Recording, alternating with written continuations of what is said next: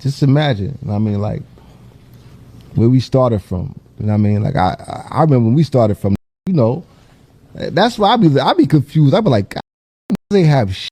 Niggas at home with their grandparents, mothers and fathers and shit. Like, I mean, to say where we at right now, we done evolved that. You know what I mean? Like, I be trying to tell people, I be grateful for what you got. Yeah, you gotta be grateful. I lost mine early, and I was there by myself. Remember that, bro? You heard? And it was just me, bro. I didn't. My mom's wasn't around. I didn't have nobody. You heard? It was just Jomo. You heard? Losing my mind outside. You dig? It was by God's grace that I was able to even figure some out and have the foresight that understood how talented of people that I was next to. You heard? You dig? So, that take a lot of foresight and a lot of vision and a lot of willingness. You dig? That's why I don't want you to ever feel like you were not in the group, because you was in the group way before me. You started with them. You put on for them. You was always on front line. Thank you. Always helping out. You always had the cars. You was always taking around. Driving the way they need to go. You ain't no driving. You was doing your part of the plan. I always want you to remember that, I appreciate that. There's nobody bigger than Duke the God on the scale of what we built. You one of the founders, bro. Dude. You might have not been in the pictures. You might have, because you don't rap. Yeah, but you should be in the pictures. I appreciate that. That's powerful. I'm telling you that. You didn't do nothing that we didn't do.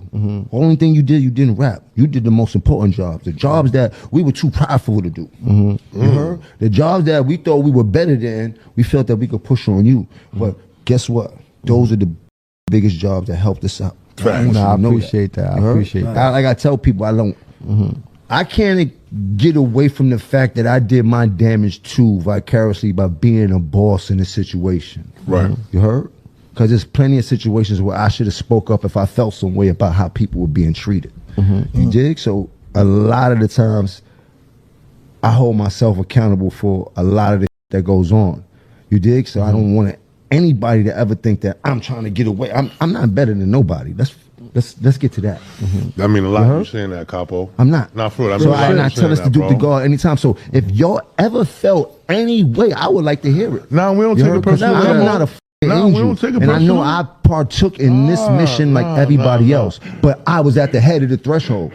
You heard? Bro, your fight I was a big here. Fight. This was, you heard? It was 1 and 2. Let me just jump in real quick, because this is layered. Jim Jones is reflecting, not ranting. He praises the movement while explaining where he feels he should have spoken up earlier. I was 2 to 1, you heard? Like, yeah, it wasn't nothing that went on that I wasn't aware of, you heard? Whether I agree with it or not, I was aware of it. And I don't think a lot of times I handled it the way I should have.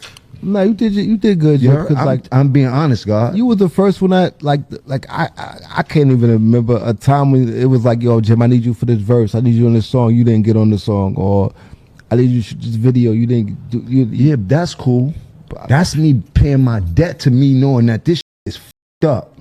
So even now, that's still in my character if anybody knows me. I'm just a giver. That's me naturally. You heard? But when you in a business and like that, and you got a plan, and you a boss, it's like certain I couldn't. You heard? So the way I try to make balances of it is try to be there as much as I can for y'all. Nah, you was though. You was, Capo. You was. You was.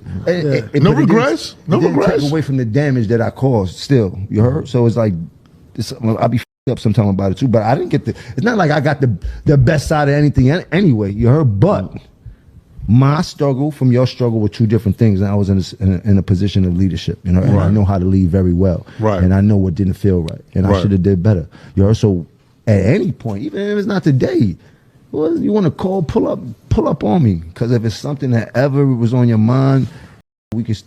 You heard? Yeah, that's dope. That's dope that you conscious. You conscious. For the part you. I have to say this. I like that Jim Jones isn't sugarcoating anything. He's admitting he waited too long to speak up, while still giving Cam'ron credit for the opportunities and impact Dipset created. That balance between respect and criticism makes this hit harder. You play and you get what I'm saying? Because honestly, like even though maybe the deals ain't go how I wanted to at first. I was never literally signed to Cam or Dipset in general. So I was still able to go move on, go get a $250,000 for a mixtape, go do certain things because of that, though. Because of the push you and Killer gave me. You get what I'm saying? So, you know, I'm never ungrateful, especially now. You get what I'm saying? Since I got my master's back, so. And I don't want you to ever question your own leadership, Cabo, because you led, bro. Looking at hindsight, you might not feel that you played certain parts, but you did. You always was there. You always encouraged us. You always, like I said, extended the olive branch. You know what I'm saying? Cam, you know, he set the shit off for all of us. You know, we all grateful. But you know, when I was short and you know things got rocky, you always was there though. I don't know if it was a studio session. It was a deal, it was a look, or you was on the radio. You always made sure we was... Even with the verses, you tried to get us up there. I was talking to you saying... And a misconception, not a misconception, but, you know, Crapo, you know, everybody look at the Diplomats as you, Cam, and Jewels. Regardless of the fact, you always respected me and Jewel talent and put us at the forefront and knew we was talking that shit. I put you on every album I was on. Albums, no, every album I was on. I'm on Honey Dip. Like every album I was on. That's Capo, a classic. And that shit mean a lot to us. Even though we didn't get the big looks that we wanted, you made sure you gave us those looks. And we always honored you for that. Nah, we still got some more looks to do. It's a funny game, bro. If you could persevere and get through, if you can make it through, because you got to go through it to get to it. You got to get through the fire. Everybody don't make it. Nah, everybody don't make it. Able to get through that fire, there's more to it, and we got more work to do. What's up? So what are my thoughts about this? Here's the thing. Jim Jones approached this from a place of reflection, not bitterness, and that matters.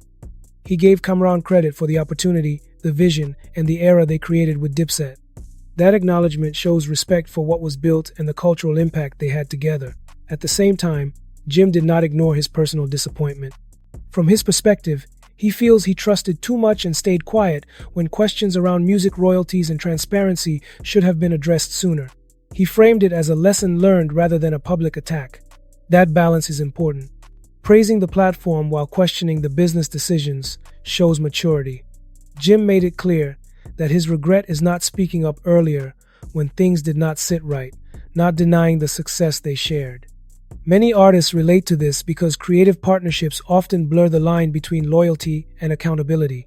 Jim's comments highlight how silence can turn into regret over time. Make sure to drop a comment, smash that like button, and make sure you subscribe for more videos like this, and I'll see you in the next video.